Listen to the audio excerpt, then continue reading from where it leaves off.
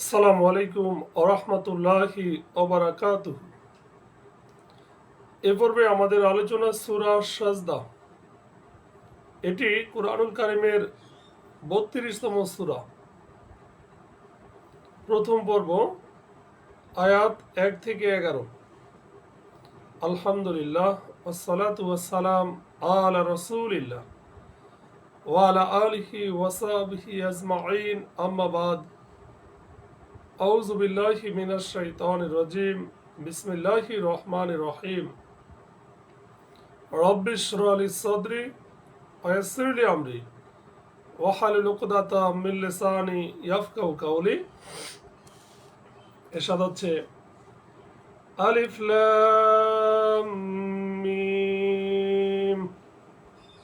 আলিফ লাম মিম এগুলোকে বলা হয় হুরুফে মুকাত্তাআত।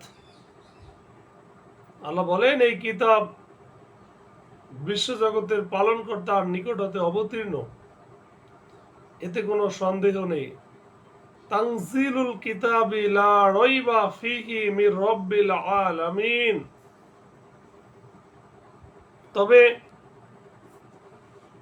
তারা কি বলে যে সে নিজেই তা রচনা করেছে? আম ইয়াকুলুনা ইফতারাহ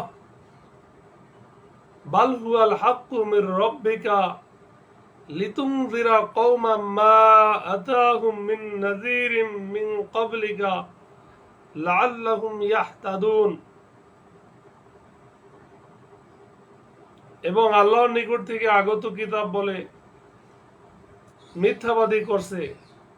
না, তা নয়, বরং তা তোমাদের প্রতিপালকের নিকট থেকে আগত সত্য, যাতে আপনি এমন এক সম্প্রদায়কে সতর্ক করতে পারেন যাদের কাছে আপনার পূর্বে কোনো সতর্ককারী আসেনি। সম্ভবত তারা সঠিক পথ প্রাপ্ত হবে। আয়াত ৪। আল্লাহ তাআলা, যিনি আকাশমণ্ডলীয় পৃথিবী এবং এই দুয়ের মাঝে যা কিছু আছে ৬ দিনে সৃষ্টি করেছেন, অতঃপর তিনি আরশে সমুন্নত হন। তিনি ব্যতীত তোমাদের জন্য কোনো অভিভাবক নেই, সুপারিশকারীও নেই। তবুও কি তোমরা উপদেশ গ্রহণ করবে না? আল্লাহুল্লাযী, তিনি আল্লাহ, যিনি খালাকাস সামাওয়াতি ওয়াল আরদ, আকাশ ও পৃথিবীকে সৃষ্টি করেছেন।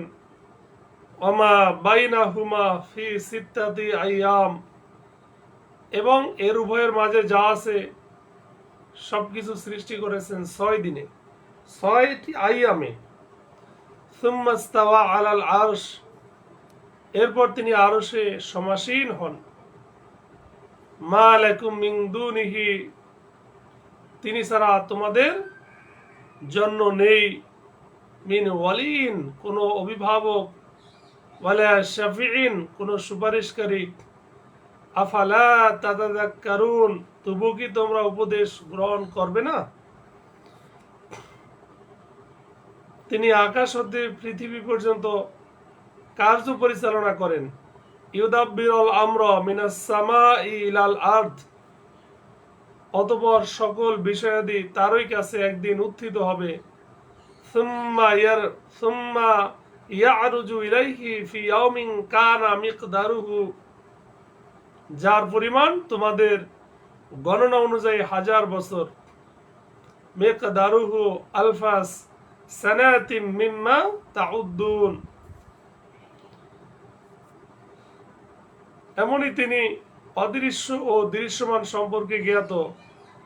যালিকা আলিমুল গায়বি ওয়াশ শাহাদাতিল আজিজুর রহিম, তিনি মহাপরাক্রমশালী, পরম দয়ালু, যিনি সবকিছুকে উত্তম রূপে সৃষ্টি করেছেন আর মানুষ সৃষ্টি করেছেন মাটি থেকে। আল্লাযী আহসানা কুল্লা শাইইন খালাকাহু ওয়া বাদা খালকাল ইনসানি মিন তিন, অতঃপর তিনি তার বংশধর সৃষ্টি করেন তুচ্ছ তরল পদার্থের নির্যাস থেকে। সুম্মা জাআলা নাসলাহু মিন সুলালাতিন মিন মাইন মাহিন। আয়াত ৯। অতঃপর তিনি তাকে সামঞ্জস্যপূর্ণ করেছেন, তার ভিতরে স্বীয় রূহ হাতে ফুঁকে দিয়েছেন, আর তোমাদেরকে দিয়েছেন শ্রবণ ইন্দ্রিয়, দর্শন ইন্দ্রিয় ও অন্তঃকরণ। কৃতজ্ঞতা তোমরা সামান্যই প্রকাশ করো। সুম্মা সাওয়াহু, এরপর তাকে সুঠাম করেছেন, ও নাফাখা ফিহি, ও তার মধ্যে ফুঁকে দিয়েছেন মির রূহিহি, রূহ।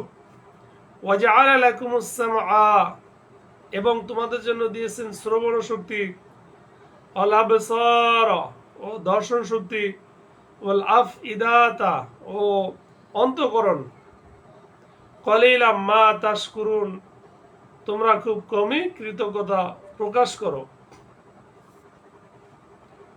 ওয়াকালু, তারা বলে কি, আইদা দালালনা ফিল আরদি, আমরা মাটিতে মিশিয়ে গেলেও কি আমাদেরকে আবার নতুন করে সৃষ্টি করা হবে? আইন্না লাফি খালকিন জাদিদ,